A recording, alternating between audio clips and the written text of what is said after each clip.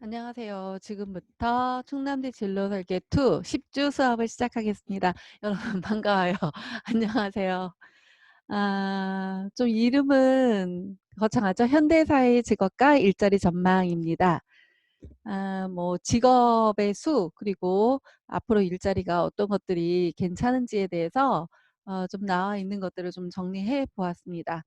네, 그동안 잘 지내셨죠? 오랜만에 동영상 올려드리는 것 같습니다. 네. 요즘에 요런 장면 좀 보셨나 모르겠네요. 요즘 그 드라마로 인기가 있는 게 TVN의 슬기로운 의사생활이 나오더라고요. 여기에 보니까 이 이사장이 되는 이분들의 그 케미가 굉장히 좋더라고요. 핸드폰으로 사진을 찍으면서 "너의 이름은 무엇이니?" 이렇게 물어보더라고요. 그러니까 핸드폰에서 제라늄이라고 나왔어요. 네. 제라늄. 그랬더니 이분이 이제 의사잖아요. 플루토늄 그리고 우라늄은 들어봤어도 제라늄은 처음인데 뭐 이런 식으로 나오더라고요. 그래서 늄자로 이렇게 시작을 해서 재밌게 봤어요. 제라늄 이공계에서는 플루토늄, 우라늄 이런 얘기는 익숙하지만 제라늄 익숙지 않구나 이런 생각을 해 보았습니다. 제 연구실이에요. 이쪽은 정시마 쪽이고요. 여기는 네, 다솔 아파트. 예, 이쪽으로는 쪽문이 있겠죠. 네, 여러분들 많이 지나가는 제가 창가에다가 제라늄을 놨어요. 요렇게 몇 주 전에 놨는데요. 지금 오늘 여러분들한테 수업을 보여주기 위해서 보니까 이렇게 많이 피었죠. 네. 이렇게 제라늄이 있습니다. 제라늄의 꽃말에 대해서 한번 찾아봤어요. 여러분들한테 좀 뭔가 알려주고 싶어서 한번 찾아봤는데 무엇냐면은 결심, 그리고 두 번째로는 진실한 애정이라는 뜻이 있다고 하고요. 그리고 정말 중요한 거는 그대가 있어 행복합니다. 네, 저는 여러분들이 있어서 행복합니다. 네, 5월이죠. 가정의 달이라고 보통 얘기를 하고요. 가정의 달이라고 하지만 주변 사람들을 잘 챙기는 달이라고 생각을 하시면 될 것 같습니다. 꽃을 선물하는 것도 좋고 그래서 카네이션 여기 보이시죠? 카네이션입니다. 카네이션을 선물하는 것도 좋고요. 네, 아니면 이렇게 화분으로 된 제라늄 1년 동안 잘 삽니다. 온도가 어느 정도만 유지가 되면은 굉장히 잘 사는 식물이에요. 경우에 따라서 이 향기를 싫어하기도 하고 좋아하시는 분들도 있는데 저는 향기가 그렇게 좋다고는 생각하지 않지만 이거는 꽃이 굉장히 화려해서 유럽에서는 베란다나 창가에 굉장히 많이 놓는 그런 식물이에요. 요즘같이 코로나19로 인해서 여러분들이 외부로 나가기도 어렵고 힘들 때에는 실내라도 저 이거 하나에 5,000원씩 주고 샀거든요. 예, 이런 화분들을 하나씩 놓고 같이 보기도 하고 자라는 모습도 보면서 그리고 주변 사람에게 선물을 하면서 굉장히 뜻깊게 마음의 위안, 힐링을 받으면 좋지 않을까 하는 생각을 해봅니다. 네. 오늘 한 가지씩 지금 배우고 있어요. 뭐라고요? 식물 이름이 제라늄이라고 합니다. 유럽에서 굉장히 좋아하는 식물이에요. 예, 꽃말은 그대가 있어 행복합니다. 마지막에도 한번 말씀드릴 거예요. 현존하는 직업의 수는 몇 개라고 생각을 하세요? 네, 이거에 대해서 한번 본인들이 핸드폰을 찾아보거나 이러지 말고 한번 적어보시기 바랍니다. 아, 뭐가 있을까? 의사? 교수? 간호사? 예, 적고 계시죠? 이렇게 잠시 한번 한 1분, 보통은 제가 한 10분 정도 주거든요. 근데 여기선 그렇게 하면 너무 오래 걸리니까 예, 적었다고 생각을 하고 넘어가겠습니다. 하지만 여러분들 한번 적어보시기 바랍니다. 이거는 과거에 이제 여러분들의 선배 먼저 수업을 했던 친구들이 적은 것입니다. 예, 전자공학과 학생이 적은 것입니다. 반도체 소자 연구원, 디지털 회로 설계, 아날로그 회로 설계 뭐 이런 식으로 교수, 의사, 그리고 개그맨, 피아니스트 이런 식으로 적었습니다. 그리고 언론정보학과입니다. 언론정보학과. 방송 PD, 방송 작가, 카메라 감독, 음향 감독. 예, 그리고 해학과 학생입니다. 일러스트레이터, 그다음에 발명가, 예, 조각가, 사진작가. 제가 여기에 이렇게 그 형광펜으로 예, 해놓은 것은 이 학과 관련된 본인의 학과와 관련된 직업을 좀 적었다 싶은 거를 해놓은 것입니다. 보시면은 전자공학과 학생은 그래도 예, 많은 연구원들의 이런 것들을 적어 놓았어요.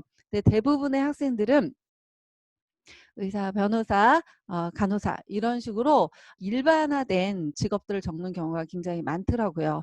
그리고 직업의 수가 제가 칸을 40개 정도 만들었는데 대부분 30개 정도 아니면 많으면 50개 정도 적더라고요. 그래서 여러분들이 어느 정도 적을 수 있는지 그리고 본인이 생각하는 직업이 정말 나의 취업 아니 적성 그리고 취미 그리고 전공에 맞춰서 한번 적어봤는지 고민을 해보면 좋은데 이미 적지 않았기 때문에 약간 예, 실패는 할 것 같아요. 제가 보기에. 그래서 원래대로라면은 이런 거를 정보를 하나도 주지 않고 적게 했을 때 재미있게도 한 8, 90%가 예, 대부분이 알고 있는 직업을 순서대로 적더라고요. 전공과 맞춰서 적는 학생은 굉장히 적었어요. 네, 그래서 한번 나는 한번 적어봤을 때 전공이나 내 취미 활동과 관련해서 직업부터 적었는가 한번 보는 것도 좋지 않을까 하는 생각이 듭니다. 네, 개수가 몇 개이신지 네, 개수는 몇 개 적으셨을까요? 네, 30개, 40개가 평균이라고 했죠. 많이 적으면 60개 정도까지 적더라고요. 네, 다음 현존하는 직업의 수는 몇 개가 될까요? 우리나라의 직업명은 몇 개나 될까요? 네, 한국은 16,442개로 적혀 있습니다. 제가 방금 전에 찾아보았더니 한국고용정보원에서 나오는 직업 사전에 직업 수는 12,145개고요. 직업명은 16,442개입니다. 근데 여러분들 지금 적은 게 40개 정도라고 했죠? 예. 42개 적었다면 16,400개에 대해서는 잘 모르고 있고 알지 못했다라는 그런 의미로 생각을 하시면 될 것 같습니다. 네, 직업 사전으로 봤을 때 연도별로 한번 보았습니다. 이런 차트들 굉장히 재미있죠. 1969년입니다. 예, 여러분들의 부모님이 태어난 시기이지 않을까 생각이 듭니다. 이때에는 직업 명수가 3,260개였습니다. 그리고 2018년, 지금 2020년 자료인데 2018년 12월 기준이 최근 자료입니다. 그래서 앞에서 얘기했던 16,442개, 그리고 17년에는 15,936개 이렇게 되어 있습니다. 한 500개 정도 증가했다고 볼 수 있겠죠. 청소년의 진로에 어떤 사람들이 영향력이 가장 컸을까를 조사를 해보았다고 합니다. 그래서 보면은 1위, 2위, 3위를 봤습니다. 1위는 학부모이고요. 2위는 학교 선생님, 그리고 3위는 역사적으로 현존하는 인물 순이었다고 합니다. 그러니까 1위는 부모가 가장 진로 결정에 영향력이 있다 이렇게 얘기를 합니다. 고등학생의 희망 직종으로 보았을 때 어떤 것들에 이제 희망 직종이 많은가 그리고 직업 선택에 가장 큰 영향을 준 사람은 누구인가라는 것입니다. 그래서 좀 전에 보았던 부모님, 예, 그리고 학교 선생님, 학원 선생님, 뭐 이런 그리고 역사적으로 현존하는 인물 이런 게 많이 있죠. 그리고 고등학생이 희망하는 직종으로는 문화예술 스포츠 전문가 및 관련직 이 좀 많은 편이고 그다음에 교육 전문가 및 관련직, 그다음 보건 사회복지 이런 쪽이 나왔다라고 합니다. 그러면 미국과 일본의 직업은 몇 개나 될까요? 우리나라보다 많을까요? 적을까요? 예, 많겠죠. 일본의 경우에는 우리보다 조금 더 많고 예, 미국은 더 많다라고 결론 내릴 수 있습니다. 일본은 이 정도 19,000, 미국은 33,000. 예, 아무래도 선진국이고 지금 다양화된 그리고 다문화적인 사회에서는 직업이 더 많다라고 예, 표현할 수 있을 것 같습니다. 매년 몇 개의 직업이 새로 생겨날까요? 네. 매년 130개 정도라고 얘기를 하고 있습니다. 예, 10년 전에 비해서 제 얼굴을 조금 치워 볼게요. 이쪽으로. 예. 10년 전에 비해서 1,300여 개의 직업이 생성이 되었다고 합니다. 근데 지금은 더 빠르게 매년 130개가 아니라 500개 정도까지 지금 증가하고 있습니다. 미국의 MIT대 니콜라스 네그로스폰테 교수님은 과거 10년이 이제는 1년 아니 한 달이라는 시간에도 일어난다. 그렇죠. 요즘 코로나19로 인해서 많이 직업이 변하고 있고 새로운 게 생성되고 없어지는 것을 알 수 있었을 거라고 생각을 합니다. 직업 세계의 변화에 대해서 말씀드리겠습니다. 기대 수명에 대해서 알아보겠습니다. 기대 수명은 현재 몇 살일까요? 라고 질문을 해드린다면 코스테트, 그러니까 통계청 자료입니다. go.kr이죠. 예, 공식적인 기관, 공공기관을 go.kr로 하고 있고요. 통계청에서 기대 수명, 0세의 아이가 태어났을 때 살 수 있는 수명에 대해서 이제 기대 수명이라고 보통 얘기를 합니다. 그래서 우리나라는 82.4세가 평균이라고 합니다. 생각을 해보니까요. 제가 자료를 뒤에다 넣었는데 그것의 평균이 조금 달라졌을 수 있어요. 다시 조금 있다가 82.4세가 아닐 수도 있으니 한번 보겠습니다. 네, 몇 년일까? 두두두두. 2015년 신생아 기대 수명은 몇 살일까요? 미국의 타임즈에서 2015년 발표한 자료를 보면은 142세라고 합니다. 미국은 우리나라보다 기대 수명이 길까요? 그렇지 않아요. 길지 않습니다. 그렇다면 우리는 142세보다 더 증가한 한 150세 정도 되는 것 같아요. 그때까지 살 수 있을 거라고 나오고 있습니다. 이거는 사람을 대상으로 이제 실험을 한 건 아니고요. 마우스한테 실험을 한 것입니다. 노화 억제 물질을 쥐에게 투여를 한 결과 수명이 약 1.8배 정도 증가를 했다는 연구 결과가 있었고요. 지금 태어난 아이는 142세까지 가능하다고 합니다. 그리고 실제로 지난 150년 동안 매년 인간의 수명은 한 달씩 늘어왔다고 합니다. 이거는 이제 타임지의 커버 표지에 나와 있는 것입니다. 여기에 여러분들도 나오면 참 좋겠죠. 2015년에서 2157년 기대 수명이 142살, 올해 태어난 아기가 142세까지 생존한다는 게 SBS 방송을 통해서 나왔고요. 1905년 평균 수명은 남성의 경우에 22.6세, 여성의 경우에 24.4세였다고 생각을 합니다. 여러분이 타임머신을 타고 과거로 돌아가서 지금 2020년이 아니고 100년도 더 전인 1905년에 살고 있다고 생각을 하시면 지금 살아 계신가요? 돌아가셨나요? 네. 굉장하죠. 너무 짧은 시기, 굉장히 짧은 기간에만 수명, 안타깝습니다. 예, 상상할 수가 없는 것 같아요. 어떻게 22.6세. 예. 지금도 빈곤국이나 제3세계 국가의 경우에 수명이 매우 짧은 것을 알 수 있거든요. 예, 저희가 지금 뭐 80세 이상 이렇게 82.4세라고 아까 얘기를 했는데 그렇게 산다는 거는 엄청난 일입니다. 네, 좋은 나라에 살고 있다라고 생각하시면 좋겠습니다.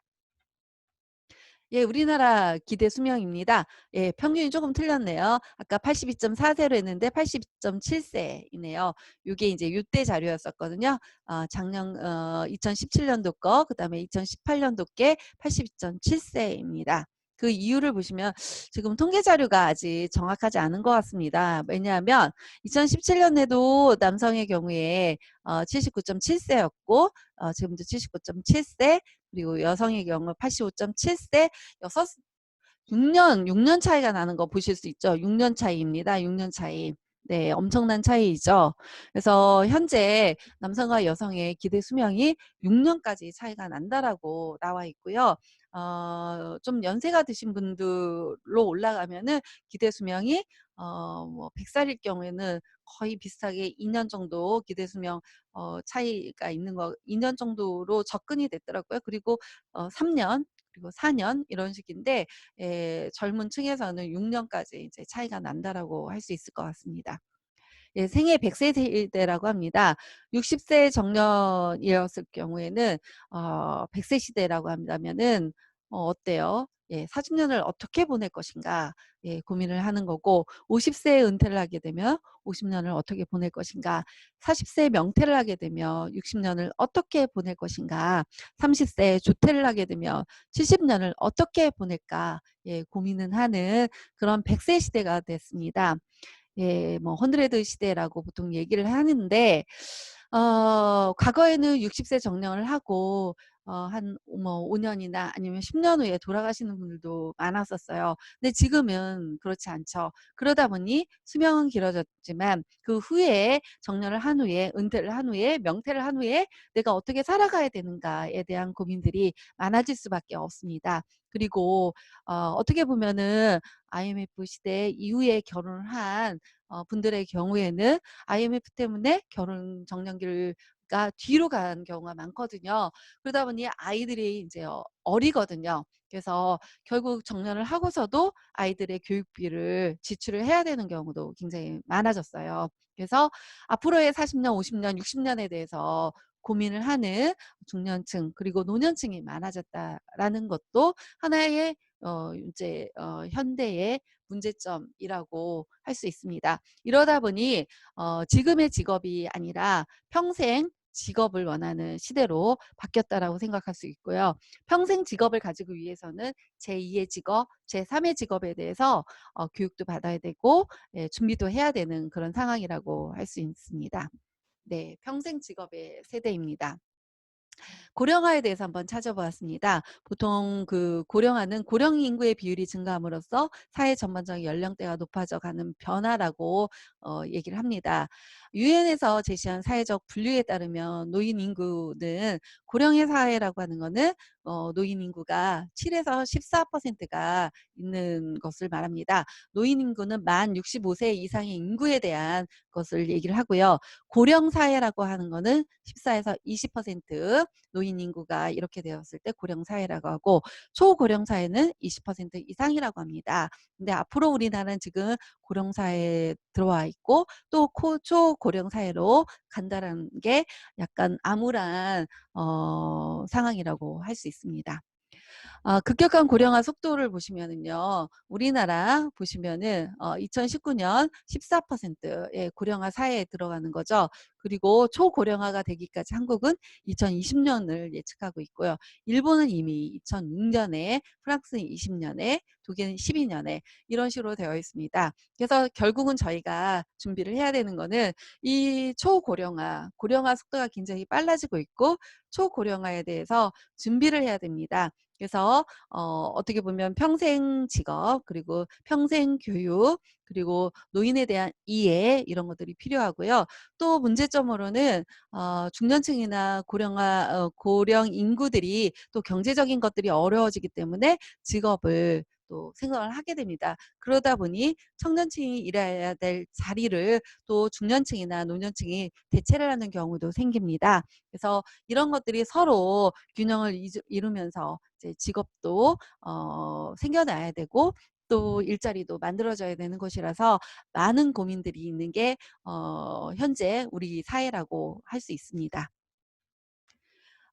네. 평생교육의 필요성이 보이고요. 남북 기대 수명 비교를 해 보았습니다. 최근 자료를 찾아봤는데 별로 없더라고요. 그래서 이게 2015년도 12월에 이제 보도 자료가 나왔던 것입니다. 그래서 여기에서 오늘 보니까 남북 기대 수명이 11년 차이가 나고 있다라고 해요. 북한의 기대 수명은 72.6세라고 합니다. 우리나라는 어떻죠? 82.7세였죠. 예, 기억하실 것입니다. 그래서 많이 이제 차이가 난다는 얘기고요. 세계 평균 수명을 보시면은 여성의 경우에 한국이 굉장히 사이에 들어갑니다. 그래서 한국의 경우 여기 사이, 남성은 예, 조금 뒤로 이제 갔다라고 생각을 하시면 될 것 같습니다. 예, 최근 고용정보원에서 나온 보도자료를 찾아봤습니다. 가장 최근 거는 2019년 4월 달 거더라고요. 올해 20년 거에는 없어서 이걸로 한번 제가 일자리 전망에 찾아보았습니다. 향후 10년간 일자리 전망이 밝은 직업은 무엇인가 했을 때, 네, 보시면 8가지 정도 나왔던 것 같습니다. 보건의료 생명과학, 법률, 사회복지와 산업안전, 항공 컴퓨터 네트워크, 정보보안 직업이라고 나오고 있습니다. 그래서 보시면은 예, 이쪽에 분야가 있고요. 분야 이런 거부터 여기까지 나와 있고요. 직업명이 있습니다. 그리고 증가 요인이 나와 있습니다. 그래서 한번 여러분들이 관련된 직업을 한번 읽어보시고 해당되는 게 무엇이 있는지도 보시면 어떨까 싶습니다. 보건의료, 우리 이제 간호학과 학생들 많이 있죠. 그래서 간호사가 될 수도 있고, 예, 다른 직업을 또 선택할 수도 있죠. 보면은 고령 인구의 증가라는 게 굉장히 많이 써 있어요. 간병인의 경우에도 돌봄 환경의 케어가 굉장히 필요한 환경으로 변화되고 있다라는 말이거든요. 치매 그리고 요양 시설이 증가하고 있죠. 이거는 결국 노령화, 초고령화 살아야 됨으로써 결국은 보건의료 쪽으로 사람들이 많이 관심을 가질 수밖에 없고, 또 고령 인구가 증가함으로써 여기 한번 보실까요? 치과 의사를 보면은 고령자 임플란트에 대한 수요가 많아진다는 거죠. 예, 그래서 이런 것들, 그리고 수의사의 경우에 반려동물에 대한 케어, 이런 것들이 많아진다는 얘기입니다. 그리고 변리사 권리에 대한 기술 사업화 권리에 대해서 나오는 거고요. 또 사회복지사, 이것도 마찬가지로 이제 케어 부분이잖아요. 소셜 쪽으로, 그러니까 사회적으로 뭔가 이제 복지, 돌봄이 굉장히 많이 필요하고, 또 이번에 보면 코로나19로 인해서 어떻게 보면은 전 국민에 대한 복지 이런 것들 굉장히 많이 다뤄지고 있죠. 그리고 간호 인력에 대한 부분들, 예, 그리고 커뮤니티 케어에 대한 요구도 많아졌습니다. 여기에서 항공에 대한 전망이 좋다고 했는데, 어떻게 보면 지금 코로나19로 인해서 항공업계가 굉장히 어려움이 많아졌죠. 조종사도 구조조정이 되고, 예, 객실 승무원도 역시 구조조정이 되고, 새로 예, 신규 채용을 한 친구들도 가지 못하는 상황, 그리고 항공사 자체가 위태한 상황으로 되고 있습니다. 그래서 현재는 그렇지만 모르겠어요. 여기 고용정보원에서 작년에 냈을 때는 굉장히 전망이 좋다라고 했었는데, 갑작스럽게 이렇게 상황에 따라서 변화하게 되는 경우도 생기는 것 같습니다. 물론 이렇다가도 또 3, 4년 후에는 또 어떻게 될지 모르겠죠. 그래서 현재 이쪽에 종사하는 분들은 새로운 변화에 받아들이시고, 또 거기에 적응할 수 있도록 준비하고 이런 것들이 필요하다, 이렇게 생각을 합니다. 건설 쪽에서 보시면 한신목공이라는 게 특이하게 나와 있어요. 예, 한옥의 신축 증가에 의해서 문화재 보수가 필요한 사람들이 필요하다, 이런 것들도 있더라고요. 그래서 여러분들이 워크넷을 보셨잖아요. 거기와 비슷한 네, 한국고용정보원 홈페이지에 가서 보시면은 직업진로 정보서에 아주 잘 나와 있습니다. 핵심어 워드 클라우드 분석 요거를 보시면은요. 일자리 변동 요인으로는 무엇이 있느냐 했을 때, 예, 자동화, 그다음에 고령화, 예, 그래서 여기 스마트, 예, 뭐 기술, 예, 환경, 최저임금, 뭐 이런 말들이 나와 있어요. 이런 것들이 일자리 변동의 요인이다. 지금 아마 해본다면은 코로나19, 그다음에 뭐 감염병, 이런 것들이 일자리를 변화시키는 요인이지 않는가, 이렇게 생각이 듭니다. 그래서 여기 보시면 일자리 변동 요인 연관어 사회 연결망 분석 결과를 보시면은 네, 뭐 여러 가지가 나와 있어요. 고령화가 중심에 있고 4차 스마트 인터넷, 빅데이터 52시간, 이런 식으로 되어 있는 것을 볼 수 있습니다. 네, 2020년 청년층 혁신 성장 직업 전망에 대해서 예, 인포그래픽 비슷하게 이렇게 나온 것들이 있더라고요. 그래서 제가 이렇게 정리를 한번 해보았습니다. 8가지 분야에 대해서 나와 있어요. 8가지 분야에 대해서. 그래서 스마트팜, 예, 바이오 헬스, 스마트 시티, 에너지 신산업, 드론, 미래 자동차, 스마트 공장, 핀테크. 여기에 관련된 직종 그리고 이런 거를 선호하는 학생들은 예 좀 더 박차를 가해서 해 주시면 좋겠고요. 또 쪼끔 관련이 없다고 생각했더라도 이런 거와 연결지어서 하셔도 좋지 않을까. 이거는 제가 여러분들 그 심리 검사를 했던 것처럼 무엇인가 내가 선택을 하는데 예 아주 꼭 이것만으로 가는 건 아니고요. 비교할 수 있고 참고할 수 있는 자료라고 생각하시면 될 것 같습니다. 네. 2020년 청년층으로 고용 정보와 아주 전문가들이 모인 집단에서 만든 자료입니다. 굉장히 많은 자료들을 찾고 빅데이터 중심으로 해서 비교를 했을 때 네 8 가지를 찾은 거죠. 이분들도 찾기가 굉장히 어려웠을 거라고 생각합니다. 그래서 참고하셔서 '아 이런 게 전망이 있대.'라고 생각하고 참고하시면 좋을 것 같습니다.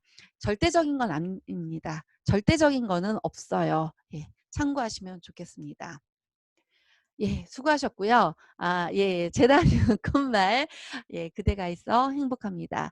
예 부모님에게 그리고 스승님에게 그리고 존경하는 분에게 예 "당신이 있어서 행복합니다." 아니면 "행복했습니다."라고 해 주시면 "할머니가 계셔서 행복합니다."라고 해 주시면 어떨까요? 이런 팻말 이런 것들도 있을 수 있고요. 아니면 이렇게 카네이션 꽃을 드릴 수도 있고요. 아니면 뭐 핸드크림 이런 거를 줄 수도 있고요. 아니면은 뭐 이런 약을 사 가지고 드릴 수도 있고요. 예. 그럴 때 뭔가 메모를 남기면서 이렇게 드리면 재밌겠죠. 좋겠죠. 예. 뭐 저는 새우깡 하나라도 이렇게 갖다 주면 우리 딸들이 가져다 주면 좋더라고요. 아무것도 안 하는 것보다는 예 평상시 예 엄마한테 1,000 원짜리라도 사 주면 본인들한테 10,000 원짜리가 예 간다라고 생각하시고 해 주면 좋지 않을까 생각이 듭니다. 오늘 쪼금 길었죠? 예. 오랜만에 만나서 제가 좀 예 길게 했습니다. 그래도 30 분은 넘지 않았어요. 예. 다음에 또 뵙시다. 예. 수고 많으셨고요. 행복한 내일 5월 5일 어린이날 되시기 바랍니다. 여러분이 있어서 예 저도 행복합니다. 네. 이상으로 끝내겠습니다.